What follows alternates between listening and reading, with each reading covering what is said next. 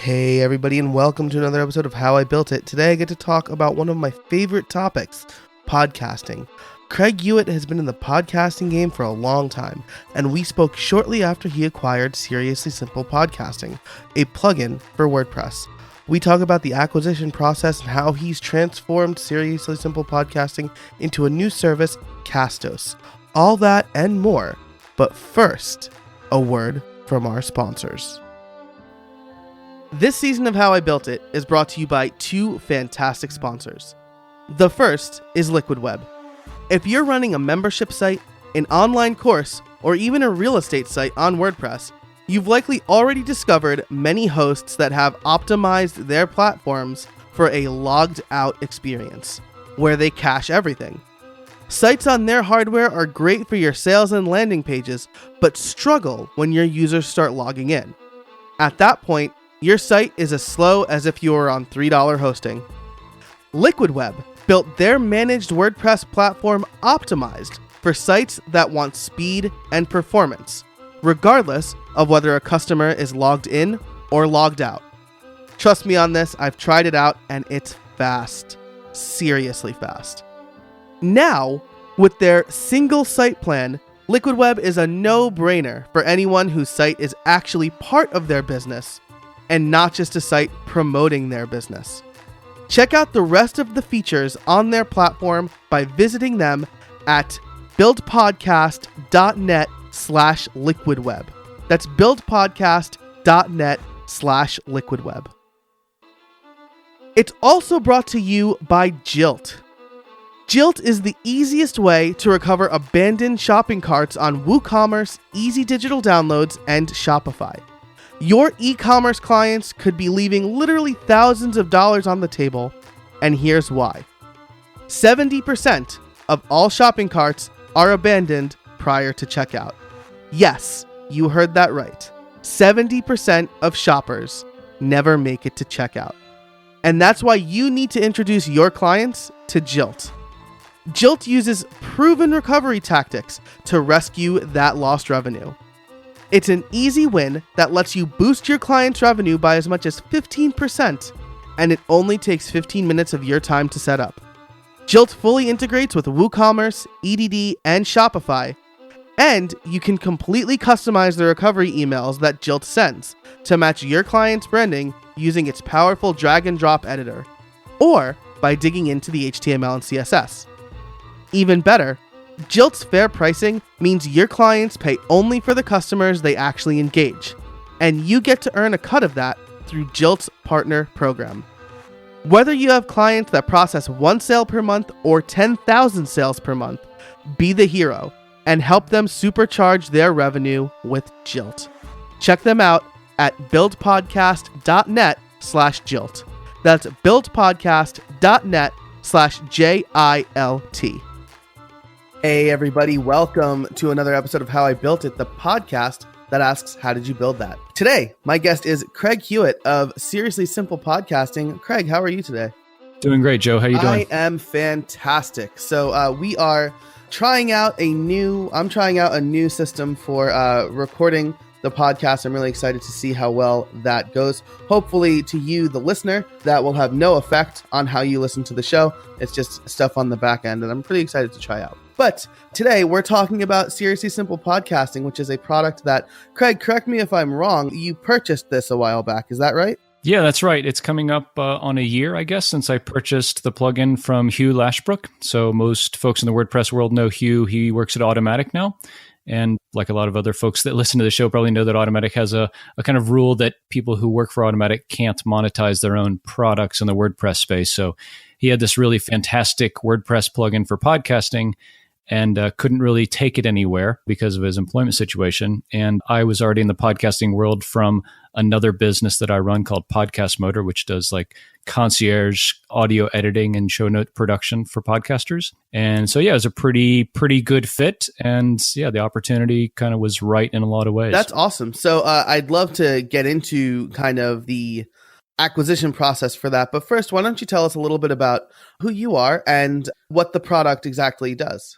Yeah. So my name is Craig Hewitt, and specifically for Seriously Simple Podcasting, it is a plugin for WordPress that allows you to create and manage your podcast feed and your podcast contents right from WordPress. So instead of using a podcast hosting platform like Libsyn or Simplecast or SoundCloud to create your podcast feed and manage your episodes, you can do it all right from WordPress. So a lot of people like this because rightfully they want to kind of manage all of their own domain and not be relying on any third-party tools or anything like that. So when we purchased the plugin, that's pretty much what it did. And it had a couple of add-on modules that went along with it that kind of extended the core plugin. And since I purchased the plugin, we built a hosting platform on the back of it. So if you're familiar with the WordPress space or the podcasting space, you can think of the analogy of PowerPress is the plugin that folks who use Blueberry would use in their WordPress site. And then Blueberry is the hosting platform. We did the similar kind of thing and built Seriously Simple Hosting, which is a hosting platform just for WordPress users to host their podcast episodes if they're using Seriously Simple Podcasting. Nice. So you kind of have an all-in-one solution there, which is, I can vouch for the value of that because I don't have that right now. I use Blueberry, but I also use Libsyn and my own add-on for the Blueberry plugin. And it's a lot of work. It's certainly something to consider as I move into my off season switching platforms, because you got to upload it in one place and then add everything in another place. And then until you have things all over. So it's nice that you offer kind of this all-in-one easy solution for WordPress users who might want to do podcasts. Yeah. I think it's really turned out to be a great product. Definitely Hugh had built a fantastic plugin for us to build on top of. Otherwise, it just wouldn't have been possible. But, a lot of really happy users from the core plugin that we were able to kind of share this with. And the adoption's been pretty good. Yeah, we're really happy with it. That's fantastic. So I always like to ask what kind of research, if any, you did, right? That's always my second question. And I think there's kind of a twofold answer that you can give here, which is, what kind of research did you do when you decided to buy the plugin? And what kind of research did you do in order to add the feature set that you have now? I suspect your background at Podcast Motor probably helps with that. But, let's start with what made you want to buy the plugin? Yeah, so Podcast Motor is a productized service, is kind of the term that you would use to describe it. So we do as much of the same thing for every customer as we can. We do audio editing, we do show note writing, we do transcription, and then we publish your podcast for you. So it's kind of like a one-stop shop for everything you need for getting your podcast out the door. And through that, we had exposure to every type of setup possible, right? In terms of how people run and manage their podcast. So it gave us a lot of breadth of knowledge as to kind of what a podcast looks like from a customer perspective. I'm a podcaster myself too, but I think it didn't quite give me the exposure to the broader market. But we saw the ability to buy Seriously Simple Podcasting as a way to diversify our business exposure a little bit, but also take advantage of kind of the name that we had built for ourselves in the podcasting space and transition that into kind of a more of a product instead of a service type business. So at this point, Podcast Motor as a service is pretty stable. We were coming up on 3 years old at this point, and kind of saw a way to fork a little bit of our interest and time and energy into a product, which might have a better opportunity to scale and things like that as we move forward. Gotcha. That sounds great. And to answer your question, I'm sorry, I guess I didn't quite answer your question of what kind of research we did as we were looking to buy it. Yeah. So, a lot of, as you know, a lot of the WordPress stuff is like word of mouth and reviews. So just talk to some people who had used the plugin, looked at the reviews in the .org repository. I used the plugin a couple of times, but I really dug into it some more. And then from there, I think the knowledge that we had from working in the podcasting space so much kind of let us make it make sense pretty easily, if you know what I mean, that we knew the market pretty well to understand what a good product is and isn't at that point. Yeah, absolutely. So doing a bunch of client work, essentially, through your service gave you a lot of insight, right? You talk to people who probably have a bunch of different setups, like you said, or do things differently. And so you probably feel like you can streamline that a little bit with the Seriously Simple Podcasting and Seriously Simple Hosting. Yeah, absolutely. Nice. Yep. Now, as far as I know, I was involved just a little bit in this, but did you talk to people about the features, business advice, direction for Seriously Simple Podcasting after you bought it? Or did you have a pretty clear vision before you made the purchase? Yeah, I definitely fell in the trap of thinking I knew what all of our customers would want. But no, going into it, I definitely said, the market has been proven that a strong integration with WordPress and a hosting platform makes sense with the model that Blueberry has kind of proven. So going into acquiring the plugin, I knew that was the road we were going to take. The other road that we're currently taking is statistics and better statistics for podcasters. It's something that everyone will tell you is lacking in one way or the other. So I think that we knew a lot of the things that pain podcasters. Specific to Seriously Simple Podcasting, there were definitely some things that we knew needed to be improved on the core plugin. And we're in the process of rolling some of those out now, like an updated media player. Nice. That just looks really great and functions beautifully on anybody's site. So we knew that was a place where we needed to up our game a little bit. And we're in the process of doing that now, which is really cool. Nice. Very nice. And so actually this transitions nicely because I have a bunch of questions about kind of the technical side of things. I'm going to say I've been professionally podcasting for a year and a half. And that's professional in the sense that I've got sponsors. The audience has been very good. I've hit some pretty good metrics. And I podcasted a little bit before that, but it was just kind of a disaster. It was like a Google Hangout with like 5 of my friends. The audio quality was not good, nor was the content because we were all talking over each other. So I feel like I'm a little bit keyed into now the things that at least me as a podcaster I'm interested in. And so when we talk about how did you build it, right? You inherited a lot of code and then you started making improvements on top of that, right? So I'm going to ask you kind of 3 facets that you can think about here. What did you do once you inherited the code? Like, how did you build on top of that? What does hosting look like? Because having reliable audio hosting is very important. And what does measuring statistics look like for podcasts, right? Because I know there's like some guidelines and Libsyn might do it a little bit differently from Blueberry. And I'm very curious about that. So it's a 3-fold question. If you need me to repeat any of it, I'd be happy to. But we'll start with, what was it like inheriting the code base and building on top of it? Yeah, so I think that going back a little bit to the decision to purchase the plugin, a big part of that was knowing that the core plugin was really solidly built and Hugh had done a great job of building what we had already. So that gave me a lot of comfort in knowing that things aren't going to break, most likely, which in the WordPress world, is difficult to say with any confidence. Yeah. But so we knew we were building on top of like a strong foundation. And then looking kind of forward to how we built it, I guess I should use the caveat here that I am not a developer. I pretend to be a developer with our team sometimes and do some front end things, but we hired a developer who was actually a friend of Hugh's in South Africa.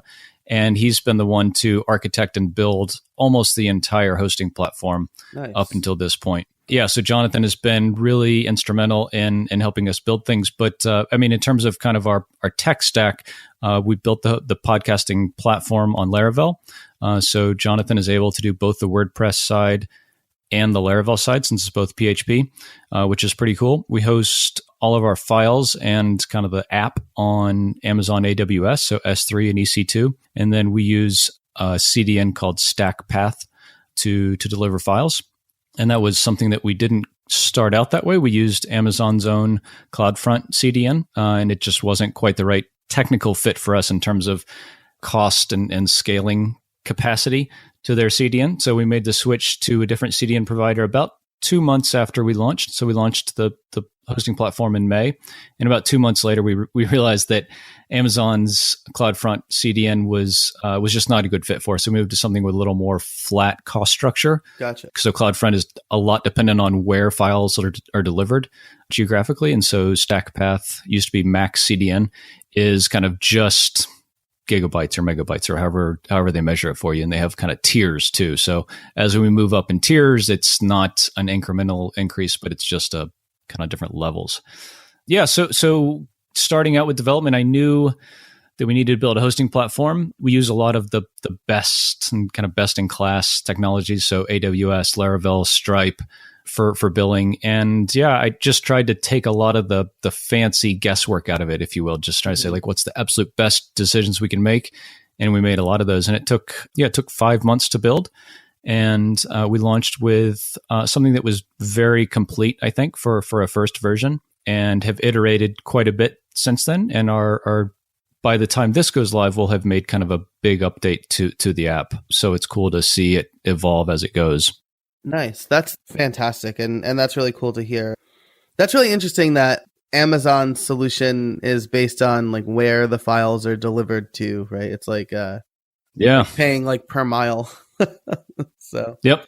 Cool. So yeah, that's cool that you were able to kind of iterate pretty quickly. Like you saw the writing on the wall and then decided like, hey, we need to change this quickly. So that's pretty cool.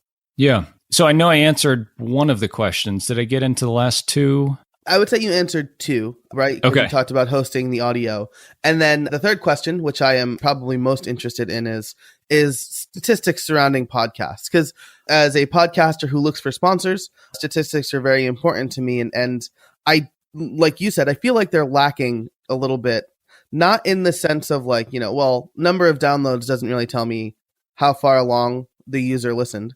But I also don't get a lot of demographic information outside of most of my audience uses iTunes and most of my audience is from the United States. Mm-hmm. So how do you measure? Is there a guideline for measuring statistics in podcasts and how do you guys go about doing it? Yeah, so there is a guideline. It's called IAB, and I can't remember off the top of my head what IAB stands for, but we can look it up and put it in the show notes. And yeah, so our podcast statistics do conform to the IAB standards. And so the tough thing as you're getting at with podcast statistics is for a person who listens to a podcast on their iPhone or Android phone, once the file leaves wherever it's hosted and lands on your iPhone, we don't have any visibility. We as a provider of statistics don't have any visibility to what happens. So do they listen at all? What time of day do they listen? How long do they listen? What speed do they listen at? Do they skip the part where there's the commercial segment, right? And so this is a big thing for you as a content creator and the owner of a show, but it's even a bigger deal for your advertisers, right? So not to make you have like sweaty palms or anything, but imagine if you had podcast statistics that said that only 30% of your listeners made it to like that mid-roll segment where you have your advertisement. Your advertiser would probably come back and say, Joe, your payment just went down by 30% or by 70%, right? Because only 30% of your listeners are making it to the spot that I'm paying for in your show. Right, exactly, yeah. Yeah, so I think this is a potentially really big paradigm shift in podcast advertising, because when this kind of data becomes available, it will give advertisers more confidence to enter the space, which is a really good thing. I think it'll change CPMs a fair amount after we get some more data about what is, quote, good in terms of this kind of number. But Apple announced last year at their big conference that they're going to start giving some of this information through iTunes Connect. They didn't give any sort of timeline on that, and you might know more than I do about when is that expected. But it's definitely supposed to be coming. It's sort of like on aggregate for an episode, they're going to give like a percentage listened or something like that through the Apple podcasting app. Yeah, and not to interrupt, but the word on the street is that by the time this show is out, the target, I think, was December 2017. So by the time this episode comes out, hopefully we'll have that. Because right now, like the information that Apple Podcast gives podcasters is abysmal, as in it's nothing. Your podcast is live on iTunes. And if you go to iTunes, you could see ratings and you could see relative popularity, which is like, well, it's more popular than your other shows this week. Right. So I'm very, very excited for that, because I would say if I'm looking at my statistics at least, most people are using Apple Podcasts to listen to podcasts. So their statistics should be really good. And like you said, advertisers I'll have more confidence in offering certain advertisers spots on my show. I could say reasonably, I think your show will do well because my audience is this, but advertisers will have better numbers to back that stuff up. Yeah. And as a provider, we're offering some of this information from our hosting platform. So again, by the time this show goes live, the hosting platform around Serious Simple Podcasting is going to be rebranded, and we're calling it Castos. So CASTOS. So if anybody wants to kind of check out this, they could go to castos.com. But the reason that we're rebranding the hosting platform is we're going to be rolling in playback duration statistics for your podcasts that are hosted on our platform. So anyone who hosts their podcasts on Castos will get playback duration data for anybody who listens to your podcast in the browser, where we have our embedded player. So our player will track how long someone listens and then give you analytics on that. So Joe, you're talking about most people listen to the podcast on the Apple podcasting app. That's very true of most podcasters, I think. We just don't have control of that. So the thing we do have control of is if people are using our hosting platform, we're going to give them analytics on when the listeners are using our player to play an episode. And we see that distribution be anywhere between 5 and 10% of listeners. So we think it could be kind of a representative sampling of your broader audience, so that depending on what Apple ends up giving you, we're going to give you maybe something complementary or slightly different for a different part of your demographic. Yeah, and I mean, that sounds excellent. Obviously, the more information that I as a podcaster have, the better. And that sounds about right. I think about 5% of my audience listens on the website. Hopefully, with the redesign for season 4, that increases a little bit. And that's something I'm very excited to see more of, because just like having kind of one-off conversations with some listeners, I've realized that I need to start adding, which I have for season 4, like a sponsor spot in the end roll.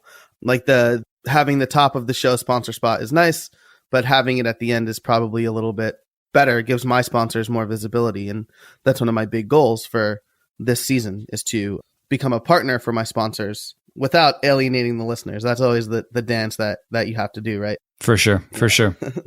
How are you using the statistics you have now to communicate with your sponsors? I always think this is interesting.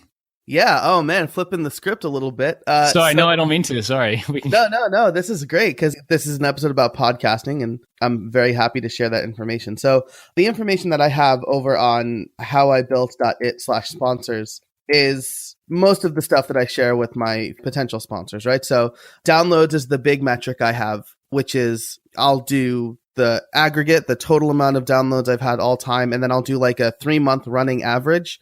I think that's probably most representative of my current audience, right? As well as downloads per episode in the first week, which has been really nice. I find like things peter off a little bit. I also try to include as many demographics as I can based on what I know and what my popular shows are, right? So I've got mostly iTunes users, primarily in the United States, followed by the UK and Australia.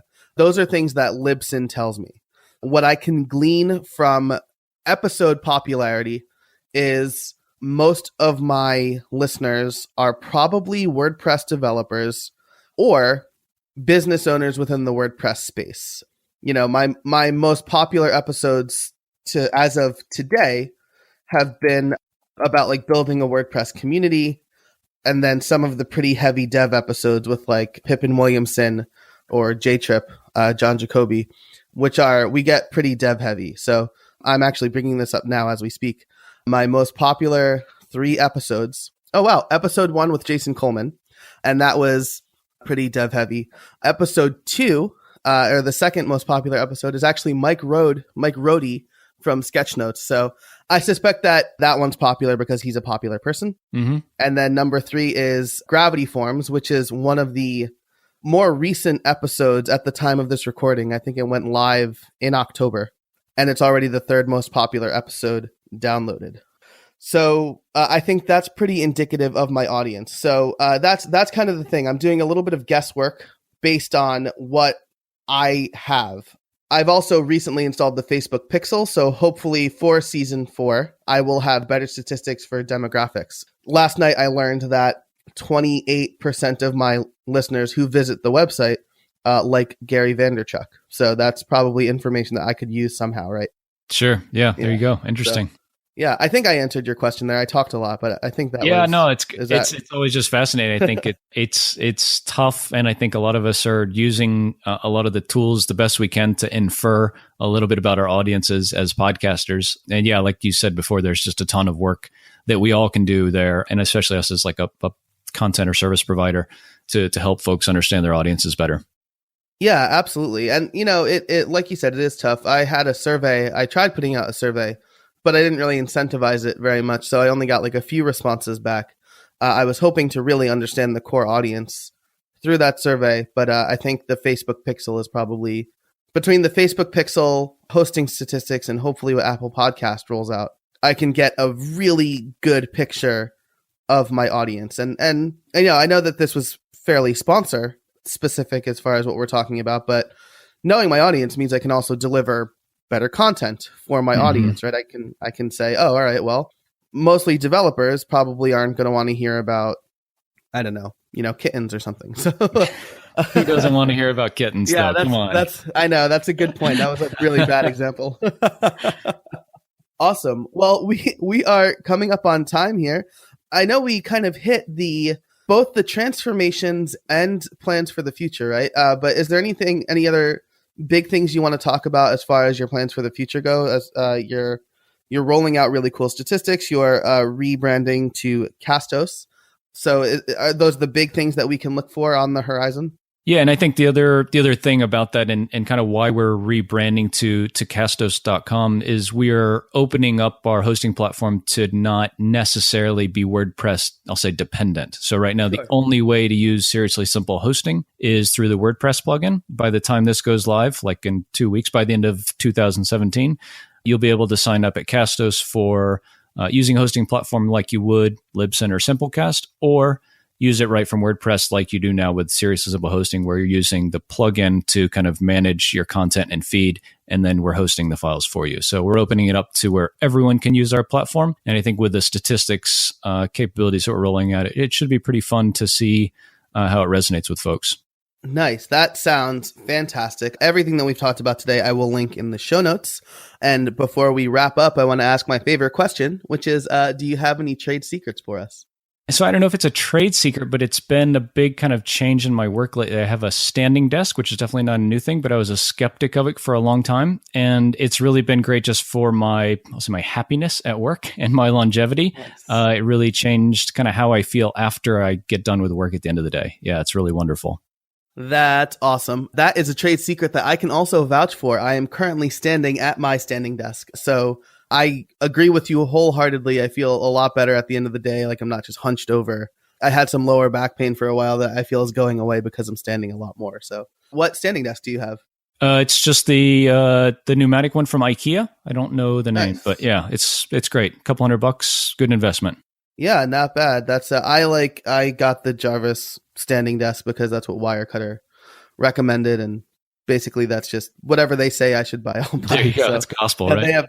Yeah, exactly. So awesome. Well, Craig, thank you so much for joining me today. Where can people find you?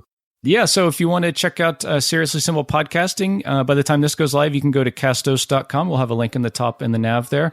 Or you can follow me on Twitter. I'm the Craig Hewitt on Twitter. I would love to chat. Fantastic. Thanks again to Craig for joining me. Castos is now live, and there's a link in the show notes. You should definitely check it out if you're interested in podcasting. It's a great service. And thanks again to our sponsors. Make sure to check out Liquid Web for managed WordPress hosting. I use them on this site. I use them on all of my important sites. They are that good. They are at buildpodcast.net/liquid. And they'll give you 50% off your first 2 months just for being a listener. If you want to save your clients or yourself money through recovering abandoned carts, check out Jilt. I've been using it for the past few months, and I've been really loving the service and the support. So check them out. They are over at buildpodcast.net/Jilt. For all of the show notes, head over to howibuilt.it/75. If you like the show, head over to Apple Podcasts and leave us a rating and a review. It helps people discover us. And finally, check out the Patreon page. We've got lots of stuff going on there. Great rewards, great goals, and I'm really doubling down on it. So if you like the show and you want to support it directly, head over to patreon.com/howibuiltit. You can support the show for as little as $1 a month. And until next time, get out there and build something.